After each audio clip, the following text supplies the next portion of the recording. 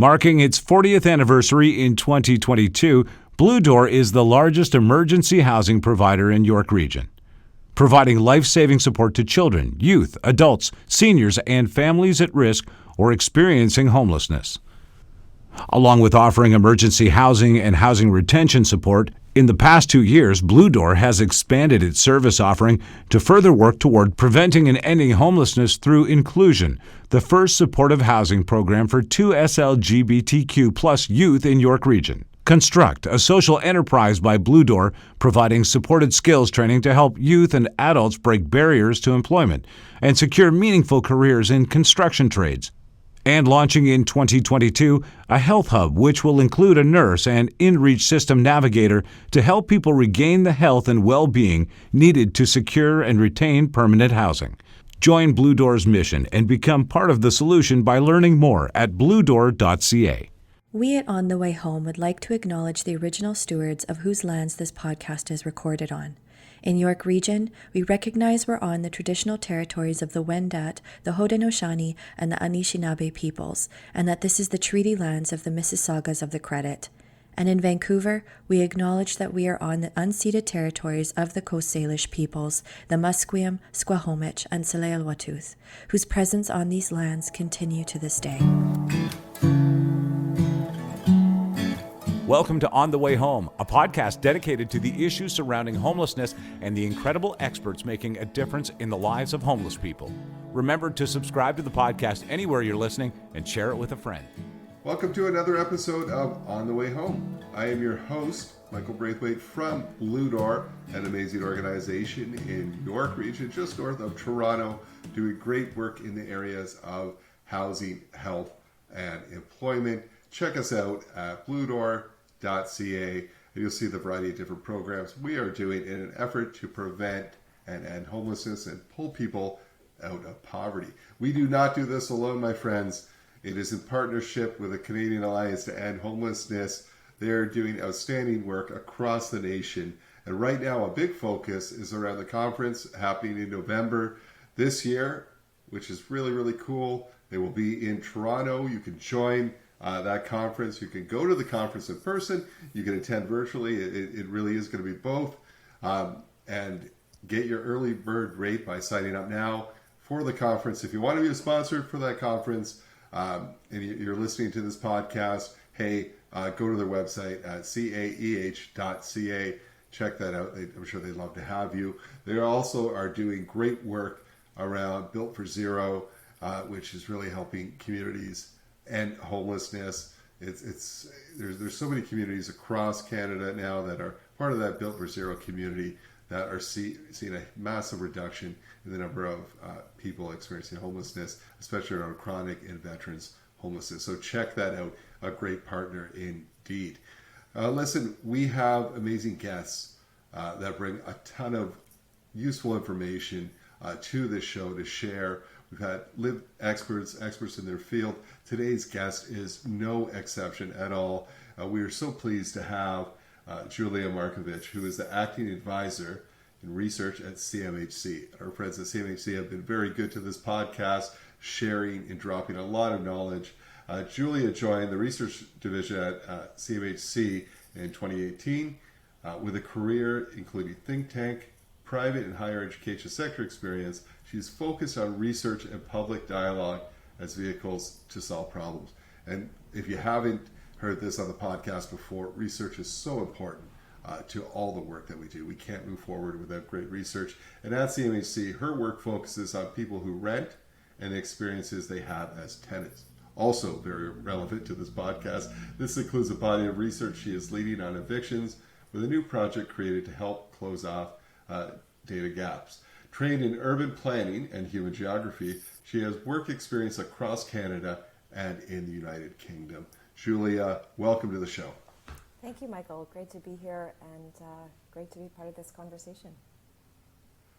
So great to have you here to drop some knowledge. We ask the same question to everyone who comes on because everyone's answer, there's similarities, but they are a little different because it really is personal to people. Julia, what does home mean to you? Yeah, I really like that you asked this question. I think it's a hugely important one. it's a conversation I think we need to have a lot more of in the housing space. And I don't know how this compares with other guests you've had on your podcast, but my idea of home, I think, has been hugely influenced by my having my housing taken away from me. So if I were to say what home means to me, I would say it's a sort of foundation, a kind of, a support system that can both kind of literally and I suppose, metaphorically kind of stand you up and support you throughout everything else that you're going through in your life. And ideally can be that support system for you throughout the rest of your life. So I think for a long, long time, my idea of home, there was a sort of element of kind of permanence to it, bound up in that idea for me. About 8 years ago, I was rent-evicted. And so, I will never sort of forget that moment and that feeling of as if someone had sort of grabbed hold of the floor underneath my feet and just kind of pulled it away without any kind of prior warning or notice. And I'll never forget that feeling of sort of, literally having nothing to kind of keep you up and going and until you could find some other place to call home. And so I think, for me, the whole idea of permanence with home has obviously changed, and I'm very aware of that there are many, many people in this country and around the world for whom they don't get to have that throughout the rest of their life. But I still feel very strongly that home it really is that foundation. It's that support system that kind of, holds you up and is there for you no matter what you're doing in life. Wow, thank you so much, Julia, for sharing that lived experience with us. And I think so many people can learn from that, because it's not, home sometimes is something as a foundation we take for granted. We're shocked. And listeners, if you don't know what a rent eviction is, really what that is when a landlord, with the premise of, hey, we're going to renovate this apartment or this unit, we're going to ask you to leave. And many times when you are able to come back, the rent, because of those renovations, has gone up quite substantially. So it's named rent evictions because it's a way to push people out of their current dwelling moving forward. Did I do that justice, Julia? Yeah, I think the other thing that, is sort of interesting about that word, and it's in such high circulation now, is in part the idea of sort of challenging whether in some cases there may not be a real renovation ever taking place. So as you sort of mentioned, it's a kind of potentially a loophole in the system that can be exploited at points. And we do hear a lot actually from tenants who are very aware that after being served a notice, they understand that there may not actually be a renovation taking place. So there's a kind of dual element, I think, to that word that's kind of important and has implications, of course, for things like prevention and tenant support. I find it so interesting, and we're going to talk about your work in a minute, that, you're not talking about your work just strictly from research, but also as someone with a lived expert, in a sense. Yeah. Has that informed your work around this? Absolutely. I think, I joined CMHC about 4 years ago, and so that was about 4 years after I had gone through rent eviction, and one of the first things I had been asked to do was to come up with some projects to help, as part of our research activities. And I knew I wanted to do something on evictions, but I think it's taken me actually a little bit of time to fully realize that I kind of am channeling my experience into the work that I do. It's no coincidence that I'm doing all of this kind of work and focus very much on things that happen to tenants. It is because I have lived through a type of eviction. Of course, I do recognize it will not be the same type of experience as everyone else, but it is a type of experience I've had. And yeah, I just feel like I have an opportunity here to kind of channel it into the work that I do, which is so let's talk important for me. Yes, it's amazing to have that perspective. So let's talk about that work. You've recently released some amazing and important work around evictions with seniors and older adults. How did that come about? Yeah, so I mentioned that sort of first project that was created a few years ago now. And that was the first time we were kind of doing some more research at CMHC on the subject of evictions. And that was a kind of foundational piece that was released last year. And one of the key findings of that project was that there are different populations that can be vulnerable to evictions. And so seniors and older adults were identified as one of those populations. And the research team had recommended further study that specifically kind of engages with older adults and older tenants and tries to learn more from their own lived experiences. Again, with a view towards what that means for things like eviction prevention, just the broader effort around creating more affordable housing, and also what it means for other forms of tenant support that would be required if someone is already going through an eviction or forced move. Part of what I'm really doing here is trying to create a whole suite of projects that, speak to each other and relate to one another, so that all new work that's created sort of comes out of previous work. And so it's really a kind of body of research, if you will, on this topic, and, trying to pull up findings from completed work and trying to use that and spin out into future projects. And so this really was the kind of second in the series and the first one to really spin out from that foundational work. And so great to have that ability to do that as well, I think, is also important. So it's not a siloed, series of projects. Absolutely. Now, every time you take on a new project, and let's talk about this project with seniors and older adults and evictions. Can you walk us through what the process is around that research? How do you put it all together? Yeah, so we have a lot of different, models here for how research can get undertaken, and this body of research just kind of reflects some of those models. So this project was created through Part 9 funding, and so I had created and managed the project, and we had hired a team at the Institute of Urban Studies, the University of Winnipeg, to undertake the work, and that team undertook a number of different evaluations, so a review of literature around seniors and older adults, housing generally, but also evictions. They created a framework to help us better understand all the sorts of things that happen to people before they are evicted, as well as the types of things that can happen to people once they have been evicted. And they did that also through interviews with a number of housing service providers in different parts of the country, so looking at Vancouver, Victoria, Winnipeg, and Greater Toronto Area, as well as interviews with a small sample of older and senior tenants who have lived experience of eviction as an older tenant. And so it was through all of that work, creating the framework and the report that was released actually just last month, so still quite early days for the release. Fresh off the press. Yeah. And so you do this work, you go through the process, lots of findings out there. Can we talk about what are some of the biggest surprises once the work was complete? Yeah, it's interesting. I've given a couple of presentations on this work now, and I'm noticing that there are a couple of things that do seem to really surprise people, or even maybe just sort of challenge some notions that people might have about seniors and sort of tenants more broadly. One is that, for the tenants who participated in this research, affordability challenges were really kind of paramount. There are many different reasons why, senior and older tenants can be evicted, but challenges around paying rent are primary. And for the people who participated in this project through interviews, they were living off of self-reported incomes of between, 14,000 and 32,000 a year.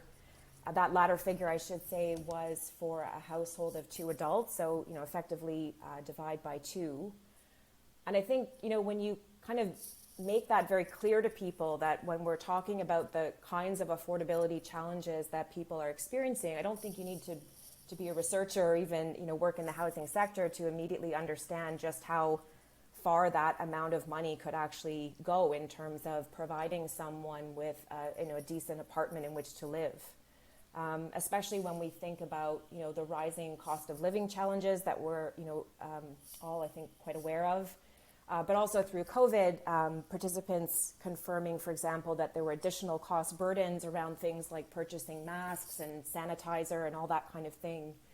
And so when we, through this research, when we reveal that there's a really important need for more affordable housing as an important part of eviction prevention because of affordability challenges like this, we really are talking about capital A affordability here, for people on very low fixed incomes.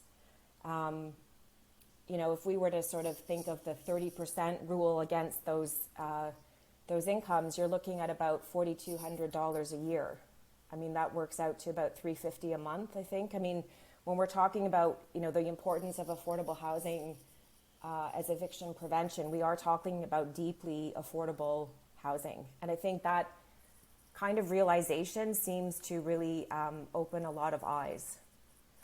I think the other thing that I've noticed that seems to be something that people are a bit surprised by is just, kind of learning a bit more about what can happen to people following an eviction, including crucially the idea that, not all tenants manage to find housing for themselves following an eviction.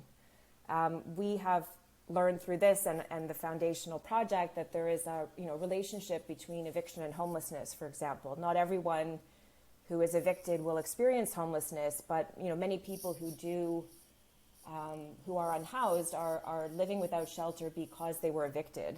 And so, this framework that the research team created really helped to make clear to a lot of people that, if there are still any assumptions out there that all tenants just somehow manage to find housing for themselves after an eviction, this work confirms that that's not always the case. And in fact, in the worst case scenario, some people don't find any housing at all. And I think lastly, I think this work has been kind of eye-opening for a lot of people just through its focus on, senior and older tenants. People living on low and fixed incomes and dealing with other vulnerabilities in the face of eviction and the ways in which those vulnerabilities can sometimes intersect and worsen after being forced to leave their home. And I think just this kind of focus is really important in light of things like an aging society and also just the fact that home ownership is increasingly financially prohibitive for so many people. We keep hearing that, many people are starting to sort of realize that perhaps they may never be able to own a home. And so, I think in some ways this focus for people is not just about sort of getting people's housing needs met now and ensuring their housing rights are being upheld now, but to think through what that might mean for, future cohorts of older tenants going forward. Wow, that's amazing and insightful information. Now you touched a little bit about one of the drivers, obviously income. And when you think about seniors and older adults too, as costs keep going up, of course, their income is fixed and remains. There's not really the opportunity to kind of grow your income. Aside from that, what were some of the other main drivers with evictions with seniors or older adults? Yeah, I think what's sort of interesting out of this work is the learning that, senior and older tenants can be and are evicted for many of the same reasons as other tenants. So affordability, health-related drivers were present in those conversations, as well as, what we might term sort of market-related or development-led. So things like, the own use, the reno, the demo eviction types. But I think what is sort of unique perhaps to older and senior tenants is the sort of nuances of those. So for example, you mentioned the low and fixed income challenge.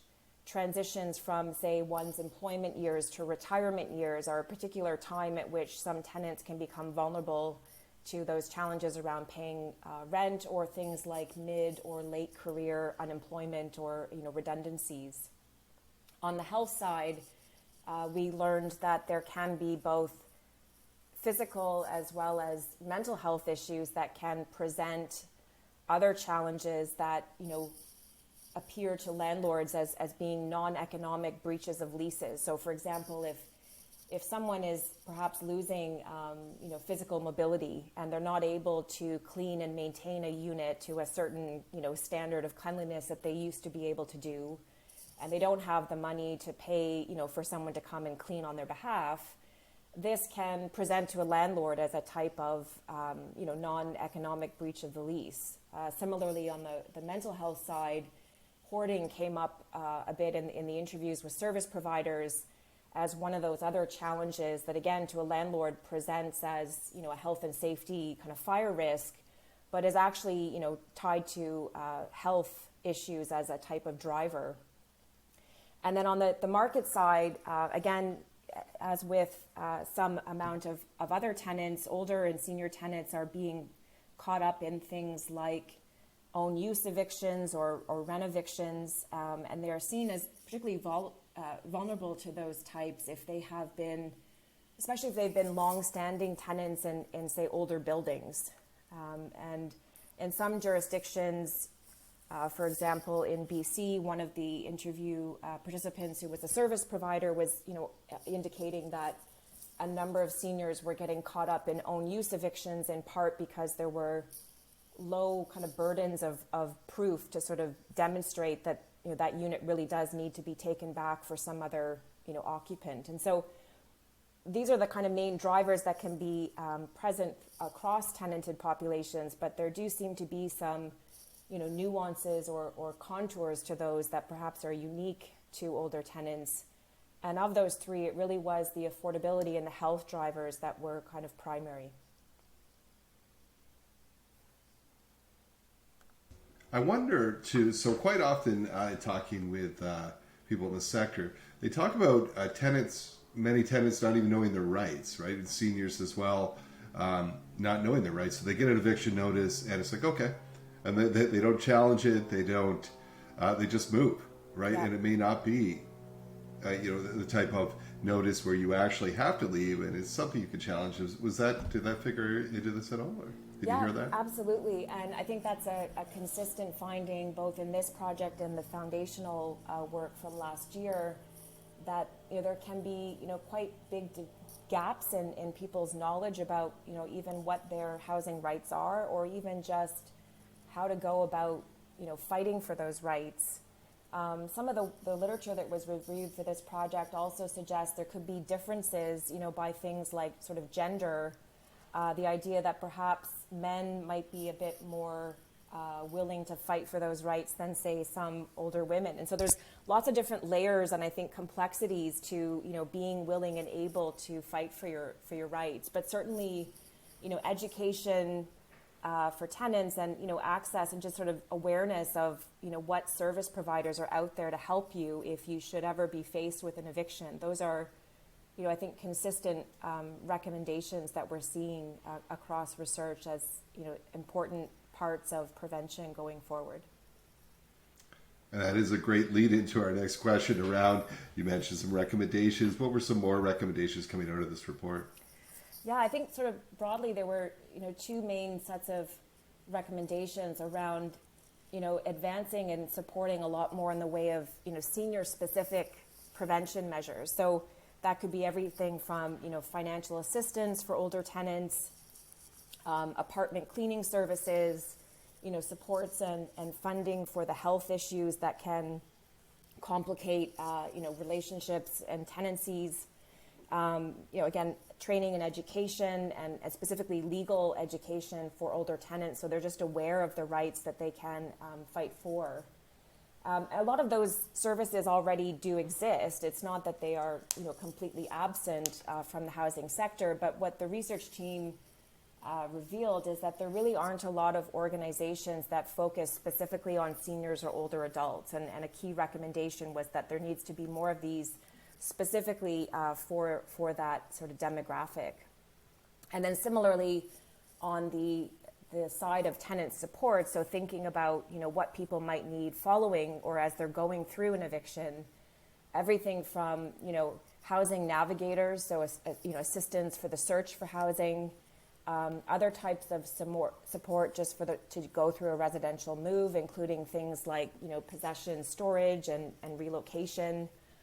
And also, one important finding I think that came out of this work is more support for dealing with the psychological impacts of eviction and the trauma that people go through when they are forced to leave their home. So just as, mental health issues can be drivers of eviction, they are also kind of impacts or outcomes of eviction. And that trauma can stay with people long after an eviction has taken place, and it can complicate even, say, the search for other housing. On the a sort of penultimate recommendation was that we simply need a lot more housing for seniors and older adults that's affordable, that's accessible, that's suitable. And again, sort of mentioning the deeply affordable, capital A affordable. This is not, affordable light that we're talking about here. And as a subset of that, need for more senior-focused or older adult-focused shelters and transition homes. So I think those are kind of the three, main sets of recommendations that came out of this work. So interesting that you mentioned. I just want to tell you about two things. One thing at Blue Door, what we've done is we have a secondary program for senior men called Forward. And it's neat because, to your point, the needs are different. The accessibility is different. The cost of it, so we make it affordable, accessible. It's shorter term. But I have to say, too, my team loves working with a senior man. And before, even for emergency, we've separated that. I mean, emergency shelter for men, that's 18 to 95. As someone who's in their 70s, and it just, their needs are far different than someone who's 18 years old, right? It's not a good mix for either group. So there's a reason we separate these. And I would say the other thing too is just around some personal experience around rent evictions. I have a sister. She is now 52. She's been in and out of homelessness since she was 16.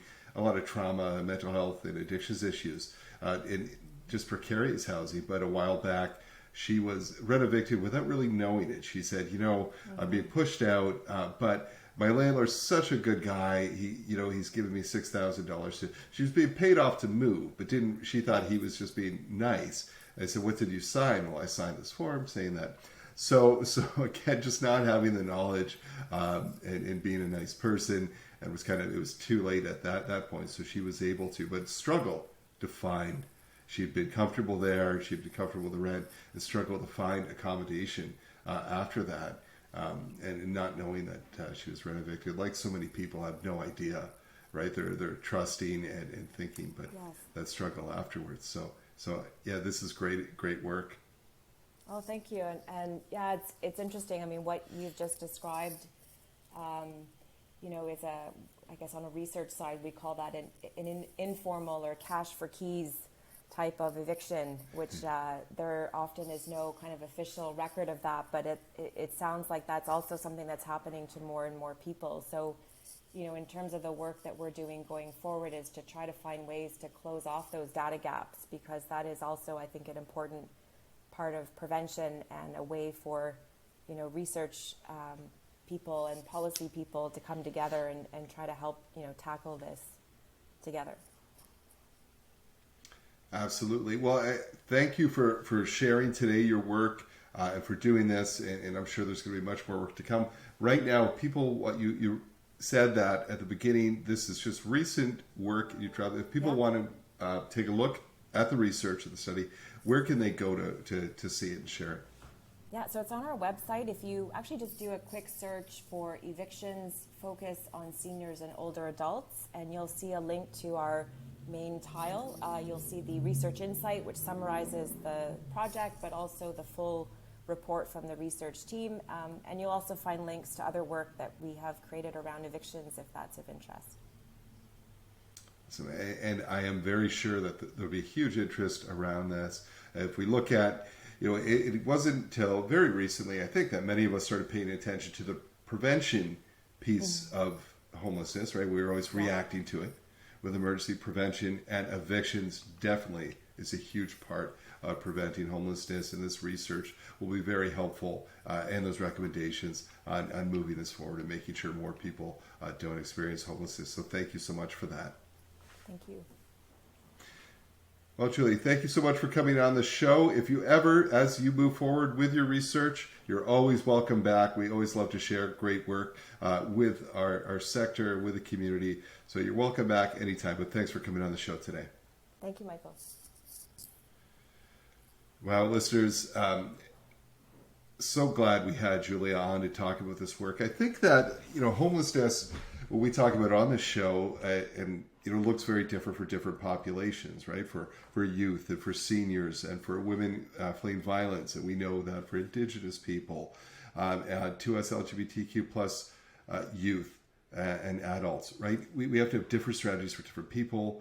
And we really have to do the research around it, because it is not a one solution for all, right? One size fits all for everyone. And so having this type of rich data and research is so helpful for so many of the organizations around Canada working to support seniors and older adults. And I should say, I do believe that is one of the groups, unfortunately, that is the fastest growing in experiencing homelessness. So it's important work to do, and we have to move forward, as Julie was saying too, not just like kind of lightly affordable. We want that deeply affordable, rent-geared to income approach to this, with accessibility and the right supports wrapped around it, of course, right? With every group has their specific needs, as do seniors and older adults. Very insightful stuff. Check out the report. Go to the website, CMHC's website. Look up evictions for seniors and older adults. It'll be a great use of time for you and perhaps your organization. And another great guest on the podcast. We are so fortunate to have so many informed and passionate people come on to share their knowledge, drop their knowledge, and I guarantee next week will not be any different. We'll see you next time on The Way Home.